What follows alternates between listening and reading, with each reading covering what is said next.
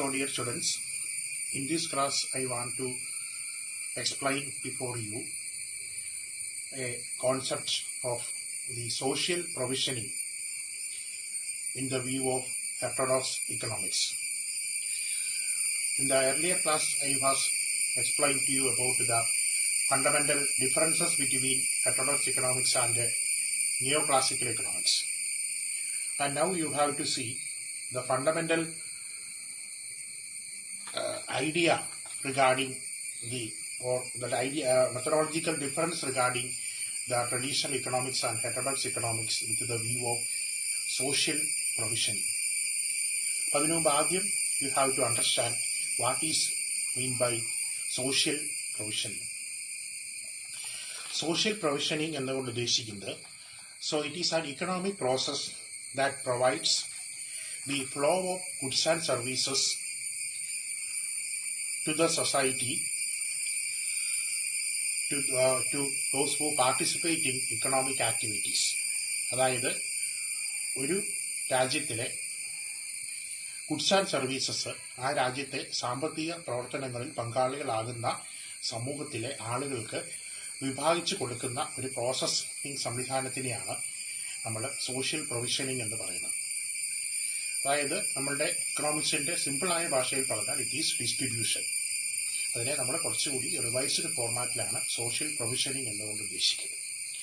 ഈ സോഷ്യൽ പ്രൊവിഷനിന്റെ ബേസായിട്ട് neo classical economics market centred ആയിട്ടാണ് നിയോ ക്ലാസിക്കൽ എക്കണോമിക്സ് അവർ കാണുന്നത്. Which you have already seen the neoclassical viewpoints. In market-centered approach, where the demand-supply forces determine and it is guided by price mechanism. This you have seen the fundamental idea of the neoclassical economics.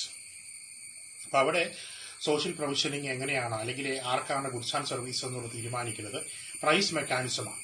Demand supply forces അനുസരിച്ചിട്ടാണ് മാർക്കറ്റിൽ അത് distribute ചെയ്യുന്നത്. പക്ഷേ അല്ലെങ്കിൽ അത് entirely market centred ആണ് നിയോ classical approach എന്ന് പറയുന്നത്. പക്ഷേ but in the heterodox view the social provisioning has a different, it is a social process. So it is influenced by the society. So economic process is a part of society.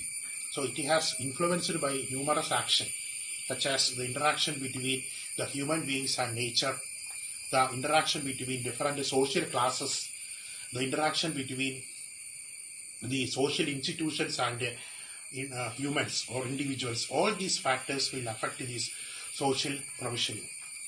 അപ്പോൾ അങ്ങനെ രീതിയിലാണ് social provisioning ഒരു heterodox ഇക്കണോമിക്സിന്റെ view പോയിന്റിൽ തീരുമാനിക്കുന്നത്. അതിനെ cultural ആയിട്ടുള്ള, അപ്പോൾ അതുകൊണ്ട് തന്നെ ആ പ്രോസസ്സിംഗ്, ആ സോഷ്യൽ പ്രൊവിഷനിങ് പ്രോസസ്സിൽ ഒരുപാട് ഘടകങ്ങൾ ഉൾപ്പെട്ടിട്ടുണ്ട്. ഒന്ന് കൾച്ചറൽ ആയിട്ടുള്ള ഘടകങ്ങൾ, അതായത് ഇക്കണോമിക് സിസ്റ്റം എന്ന് പറയുന്നത് it has a socio cultural element in it. Then second one, it has a historical element in it. അതിലൊരു ഹിസ്റ്റോറിക്കൽ എലമെന്റ് ഉണ്ട് ഇക്കണോമിക് സിസ്റ്റത്തിൽ. മൂന്നാമതായിട്ട് സോഷ്യൽ ചേഞ്ചിന്റെ ഫണ്ടമെന്റൽ ആയിട്ടുള്ള ഐഡിയ അവർ കാണുന്നത് ടെക്നോളജിയാണ്. നാലാമതായിട്ട് പറയുന്നത് ഇവിടെ വളരെ വ്യത്യാസമായിട്ട് inter disciplinary nature of economics. It is the relation between economics to other social sciences or the other branches of science.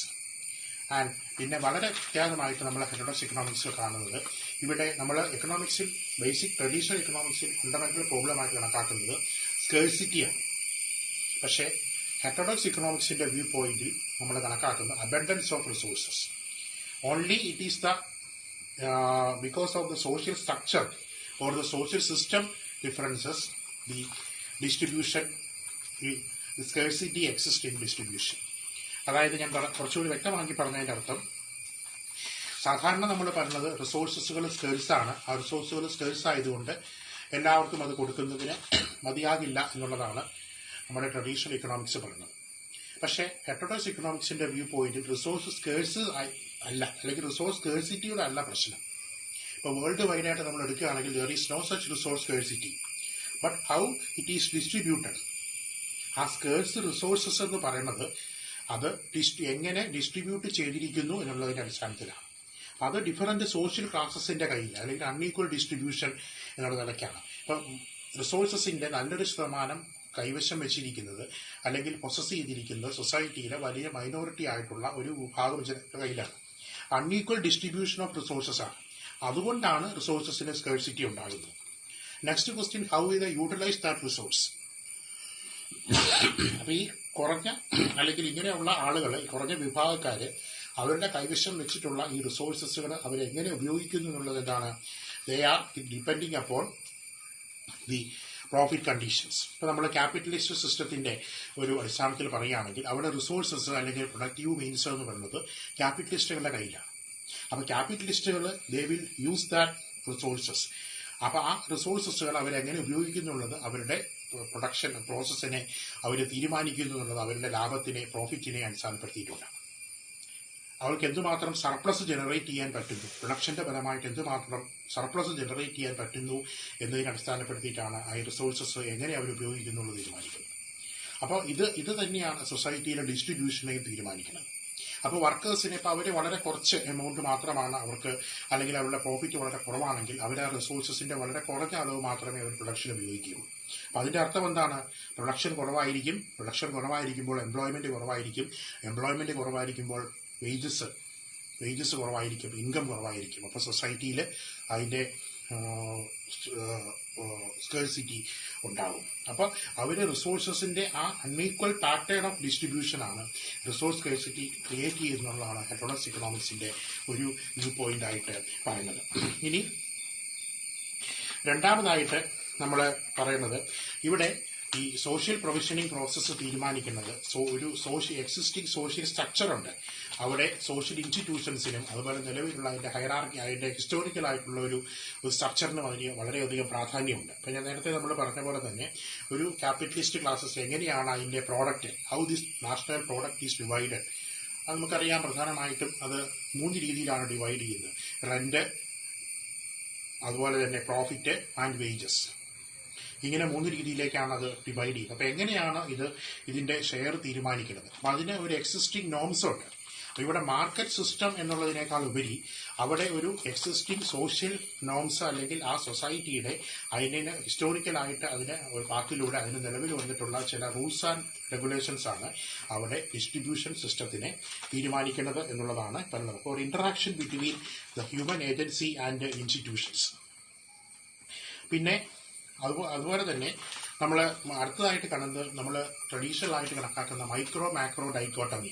അത് ഹെറ്ററോഡോക്സ് ഇക്കണോമിക്സിന്റെ കാര്യത്തിൽ അത്രയും ക്ലിയർ അല്ല, അല്ലെങ്കിൽ അത് അത്രയും ഒരു ഹെറ്ററോഡോക്സ് ഇക്കണോമിക്സിന്റെ വ്യൂ പോയിന്റിൽ ആ മൈക്രോ മാക്രോ ഡൈക്കോട്ടമി എന്ന് പറയുന്നത് അത്രയും വിസിബിൾ അല്ല, അത്രയും നമുക്ക് ക്ലിയർ ആയിട്ട് നമുക്ക് അങ്ങനെ പറയാൻ പറ്റുന്ന ഒരു രീതിയിലല്ല. അതായത് ഇവിടെ നമുക്ക് ഒരു സാധാരണ നമ്മൾ മൈക്രോ എക്കണോമിക്സിൽ അല്ലെങ്കിൽ മൈക്രോ വ്യൂ പോയിന്റ് എന്താണ് പറയുന്നത്, ഒരു ഇൻഡിവിജ്വൽ മാർക്കറ്റിൽ എങ്ങനെ ഗുഡ്സുകൾ ഡിസ്ട്രിബ്യൂട്ട് ചെയ്യുന്നു, എങ്ങനെയാണ് ഡിമാൻഡ് സപ്ലൈ പ്രോസസ്സ്, പ്രൈസിങ് തീരുമാനിക്കണം എന്നുള്ളത് തന്നെയാണ്. പക്ഷേ ഹെറ്ററോഡോക്സ് ഇക്കണോമിക്സിൽ അങ്ങനെ ഒരു മാർക്കറ്റ് ഫോഴ്സസ് അല്ല പ്രൈസുകൾ തീരുമാനിക്കുന്നത്. മാർക്കറ്റ് ഫോഴ്സസിനേക്കാൾ ഉപരി ഈ നേരത്തെ പറഞ്ഞിട്ടുള്ള ഈ സർപ്ലസ് എന്താണെന്ന് വെച്ചാൽ എത്രമാത്രം റിസോഴ്സസുകൾ അവർ ഈ കൈവശം വെച്ചിട്ടുള്ള ഗ്രൂപ്പുകൾ എത്ര റിസോഴ്സസ് അവർ പ്രൊഡക്ഷന് വേണ്ടി അവർ ഇറക്കുന്നു, എത്രമാത്രം സർപ്ലസ് ഫണ്ട്സ് അവർ ഇറക്കുന്നു, അതിനനുസരിച്ചിട്ടാണ് പ്രൊഡക്ഷൻ തീരുമാനിക്കപ്പെടുന്നത്, അതനുസരിച്ചിട്ടാണ് ഡിസ്ട്രിബ്യൂഷൻ തീരുമാനിക്കപ്പെടുന്നത്. അത് ആ ഒരു നിയമങ്ങളെ അല്ലെങ്കിൽ അതിന്റെ അടിസ്ഥാനപ്പെടുത്തിക്കൊണ്ടാണ് സൊസൈറ്റിയിൽ സോഷ്യൽ പ്രൊവിഷനിങ് ഉണ്ടാകുന്നത്. അപ്പോൾ സോഷ്യൽ പ്രൊവിഷനിങ് പ്രോസസ്സ് എന്നുള്ള കാര്യമാണ് നിങ്ങൾ ഇതിനകത്ത് മനസ്സിലാക്കേണ്ടത്. കൂടുതലായിട്ട് നിങ്ങൾ അതിനെ ഇത് ചെയ്യേണ്ട കാര്യമൊന്നുമില്ല. സോഷ്യൽ പ്രൊവിഷനിങ് എന്നതുകൊണ്ട് ഉദ്ദേശിക്കുന്നത് ഒരു സൊസൈറ്റിയിലെ റിസോഴ്സസ് അല്ലെങ്കിൽ ഗുഡ്സ് ആൻഡ് സർവീസസ് എങ്ങനെ അവിടുത്തെ ആളുകളുടെ ഇടയിലേക്ക് വിതരണം ചെയ്യപ്പെടുന്നു. അപ്പോൾ ഹെറ്ററോഡോക്സ് ഇക്കണോമിക്സിന്റെ ഒരു പ്രകാരം ഇങ്ങനെയുള്ള സോഷ്യൽ പ്രോസസ്സിംഗ് അല്ലെങ്കിൽ സോഷ്യൽ പ്രൊവിഷനിങ് തീരുമാനിക്കുന്നത് ഹിസ്റ്റോറിക്കലായിട്ട് നിലവിലുള്ളതും ആ സോഷ്യൽ സ്ട്രക്ചറും അവിടെയുള്ള സോഷ്യൽ ക്ലാസസുമാണ്. അവർ ഓരോ സൊസൈറ്റിയിലും അത് വ്യത്യസ്തമായിരിക്കും. ഇപ്പോൾ ഇന്ത്യയിലെ ഒരു കേസ് ആയിരിക്കില്ല US-ന്, അവിടുത്തെ ഒരു കേസ് ആയിരിക്കില്ല ചൈനയിൽ. അവർ ഓരോ കേസിലും അവിടുത്തെ നിലവിലുള്ള സാമൂഹിക സംവിധാനങ്ങളും അവിടുത്തെ അവരുടെ ഇൻസ്റ്റിറ്റ്യൂഷൻസ്, അവിടുത്തെ ഗവൺമെന്റ്, അവിടുത്തെ സ്റ്റേറ്റ്, അവിടുത്തെ മറ്റ് കാര്യങ്ങൾ ഇതെല്ലാം തീരുമാനിക്കേണ്ടതാണ്. അവരുടെ റിസോഴ്സ് ഡിസ്ട്രിബ്യൂഷനും അതും കാര്യങ്ങളും തീരുമാനിക്കുന്നത്. അതനുസരിച്ചിട്ടാണ് ഒരു ഇക്കണോമിക് ആക്ടിവിറ്റീസിനെയും പ്രൊഡക്ഷൻ, കൺസപ്ഷൻ തുടങ്ങിയ ആക്ടിവിറ്റീസിനെയും ഡിറ്റർമിൻ ചെയ്യുന്നത് ഈ സോഷ്യൽ പ്രൊവിഷനിങ് ആണ്. അപ്പോൾ സോഷ്യൽ പ്രൊവിഷനിങ് എന്നുകൊണ്ട് ഉദ്ദേശിക്കുന്ന ഈ ഗുഡ്സുകൾ ആളുകളുടെ കയ്യിലേക്ക് എങ്ങനെ വരുന്നു എന്നുള്ളതാണ്. അതനുസരിച്ചിട്ടാണ് ഇക്കോണമി പ്രൊഡക്ഷനും കൺസംഷനും തീരുമാനിക്കുന്നത്. So this is about the social provisioning.